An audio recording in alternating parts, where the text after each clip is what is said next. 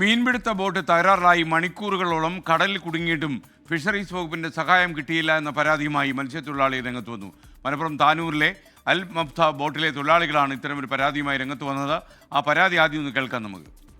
ഞങ്ങളിന്ന് പടിഞ്ഞാറ് പണിക്ക് പോയ സമയത്ത് ഞങ്ങൾ എഞ്ചിന് കംപ്ലൈൻ്റ് ആയി നിന്നുപോയി. ഞങ്ങൾ ആ വിവരം അപ്പം തന്നെ ഇവരെ വിളിച്ച് അറിയിച്ചു. ഞങ്ങൾ എത്തിക്കോളാം, ഞങ്ങൾ ഇത് വരുന്നുണ്ടെന്ന് പറഞ്ഞു.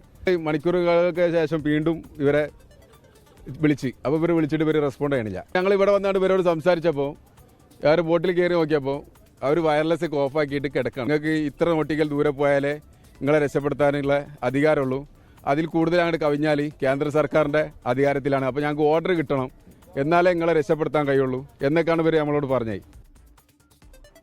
എന്നാൽ അത്രയും ദൂരം എത്തി രക്ഷാപ്രവർത്തനം നടത്താൻ അനുമതിയില്ല തങ്ങൾക്കെന്നാണ് ഫിഷറീസ് വകുപ്പ് വിശദീകരിക്കുന്നത്. സമീർ ബിൻ കരീം ചേരുന്നു മലപ്പുറത്ത്. സമീർ, ഗുഡ് മോർണിംഗ് അഗെയിൻ, പറയൂ. കഴിഞ്ഞ ദിവസമാണ് മലപ്പുറം താനൂരിൽ നിന്നും മത്സ്യബന്ധനത്തിന് പോയ അൽ മിഫ്താഫ് എന്ന് പറയുന്ന ബോട്ട് എഞ്ചിൻ കേടായത് മൂലം നടുക്കടലിൽ കുടുങ്ങിയത് എന്നുള്ളതാണ്.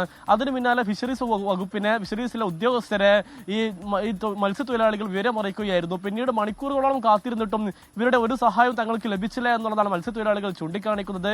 പിന്നാലെ ഏറ്റവും ഒടുവിൽ സഹായം ലഭിക്കില്ലെന്ന് ഉറപ്പായതോടുകൂടി മറ്റു മത്സ്യത്തൊഴിലാളികളെത്തി അവരുടെ വള്ളങ്ങളിൽ കെട്ടിവലിച്ചാണ് ഇവരെ ഈ ബോട്ട് താനൂരിലേക്ക് എത്തിച്ചത് എന്നുള്ളതാണ് ഈ മത്സ്യത്തൊഴിലാളികൾ വ്യക്തമാക്കിയിട്ടുള്ളത്. പിന്നാലെ ഇതുമായി ബന്ധപ്പെട്ട് ഫിഷറീസ് വകുപ്പ് പറയുന്നത് ഇത്രയും ഈ ബോട്ട് കേടായത് അത്രയും ദൂരം എത്തി രക്ഷാപ്രവർത്തനം നടത്താനുള്ള അനുമതി തങ്ങൾക്കില്ല, തങ്ങളുടെ ദൂരപരിധിയിൽ വരുന്ന ഭാഗമല്ല അത് എന്നുള്ളതാണ് ഈ ഫിഷറീസ് ഉദ്യോഗസ്ഥരോട് വിശദീകരണം എന്നുള്ളതാണ്. എന്നാൽ ഇതിൽ ഏറ്റവും പ്രധാനപ്പെട്ട കാര്യം തങ്ങളുടെ പരിധി അല്ലെങ്കിൽ പിന്നിൽ മറ്റുള്ള ബന്ധപ്പെട്ടവരെ ഫിഷറീസ് വകുപ്പ് എന്തുകൊണ്ട് അറിയിച്ചില്ല എന്നുള്ളൊരു ചോദ്യവും ഈ മത്സ്യത്തൊഴിലാളികൾ ഉയർത്തുകയാണ്. നേരത്തെയും സമാനമായ രീതിയിൽ ഈ ഫിഷറീസിന്റെ സഹായം പല ഘട്ടങ്ങളിലും തങ്ങൾക്ക് ലഭിച്ചിട്ടില്ല എന്നുള്ളതാണ് ഈ മത്സ്യത്തൊഴിലാളികൾ ചൂണ്ടിക്കാണിക്കുന്നത്.